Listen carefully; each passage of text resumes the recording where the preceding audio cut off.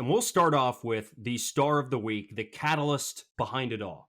You did mention team sport. Team sport, everyone's got to be playing well, pitching's well, lineup 1 through 9, which has been happening, has all been hitting. But it's not happening without number 44, Julio Rodriguez, making baseball history over this weekend. The Mariners won 14-2 today without him. Spin zone, is he actually making the offense worse when he's in the lineup? Spin zone, is Julio Rodriguez in a slump after only 1 hit on Sunday? People are asking. It might be why he got a day off today. They were tired of him not putting up multi-hit games and said, you know what? You need a break. I'm kidding. I'm totally kidding. Gotta say, his replacements in the outfield today did just fine without him. You know, if no one was telling me else, I'd believe Julio is a detriment to the outfield group as a whole. We ask the hard-hitting questions on here, don't we? Is Julio, is he bringing down the offense? No, obviously, this has been the story of baseball this week. 17 for 21 stretch, which is an MLB record. Nobody's ever recorded 17 hits in a series. And that comes after he had all those hits in Kansas City as well.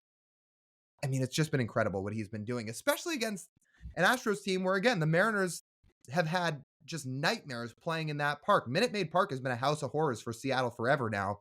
And Julio, he didn't care about that this weekend. Remember when Julio set a record, we mentioned it on Friday's episode, where he had 12 hits in the Kansas City series, and no Mariner had ever done that. Do we have to remind people that the Mariners also employed someone by the name of Ichiro Suzuki, who is well known for getting a shit ton of hits?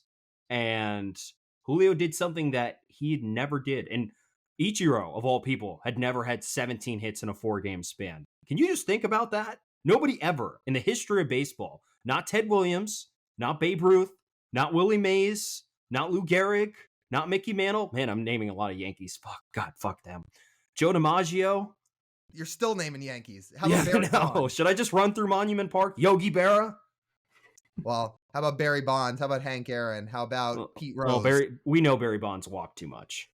That's true. He did. Yeah. Point being, man after our heart. Yes. We love walks. Walks are as good as a hit. Listen, we talk about Ichiro. If Ichiro ever strung together a series like this, he wasn't doing it with the authority that Julio was doing it with. Like the thump, the raw power, just everything, the slug. It was ridiculous. He took the Astros. I mean, he took advantage of the Astros all series, and it didn't matter to him. He went out and did it. We said, right? We said during that Astros series, well, is there any doubt who's going to win AL Player of the Week? We were like, no. And unsurprisingly, here on Monday, it was about as easy of an award as you can give out, because he was the AL Player of the Week this week, because nobody's gone on a stretch like this ever, like you just said. And we blink and he's right back in the top 10 of the American League of wins above replacement. Just like that. A down season, right? Let's just go through some of his numbers here. What he's done in a 4-game stretch. So shout out to Addison for this, that Yankees World Twitter account. I have it written down here. What he did in a 4-game stretch, this was from Wednesday through Saturday. His batting average went from 256 to 278. His OPS went from 751 to 800. His WRC plus went from 111 to 125, so a 14% increase. And his F-WAR, Fangraphs WAR, went from 3.7 to 4.8. That's the one that's most ridiculous of them all. His wins above replacement went over 1 in 4 games, aka he won this team more than an entire game on his own in a 4-day stretch. Yeah, that's pretty fucking bonkers. I don't think Milt Stock was doing that back in 1925. Oh, no. Not you, Milt Stock. Who did Milt Stock play for again? I honestly don't even remember. Is it it's the Brooklyn Robins, a team that doesn't exist anymore. Right? Is that right? I'll take your word for it. I can't say I've ever heard of this guy. And I think I know my baseball history pretty well for the most part. I've never heard of this dude.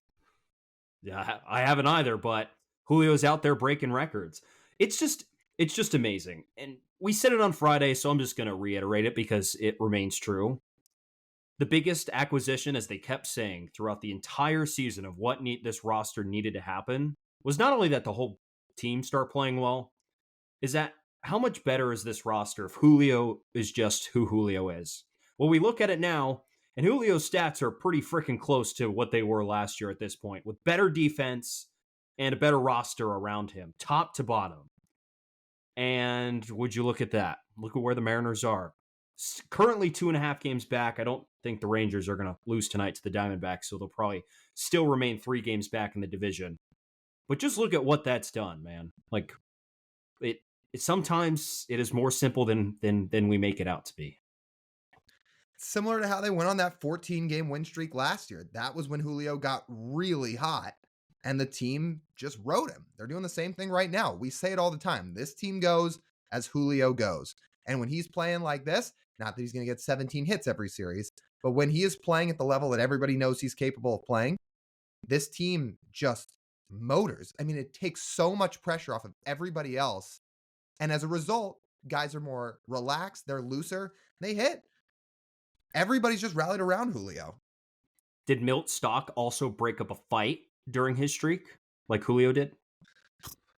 There's another thing Astros fans were mad about. There were Astros fans somehow mad that Julio restrained Framber Valdez from trying to swing at other Mariners guys.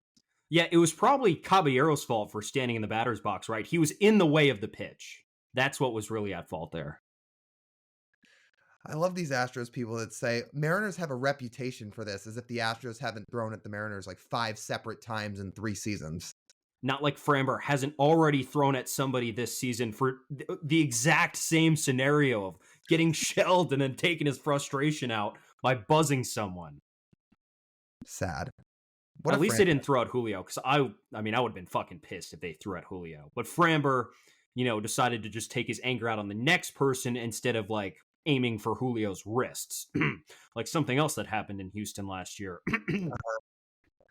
Dude, what a great franchise, honestly. What a great franchise. I feel zero remorse for the pain and suffering they're going through. Absolutely none.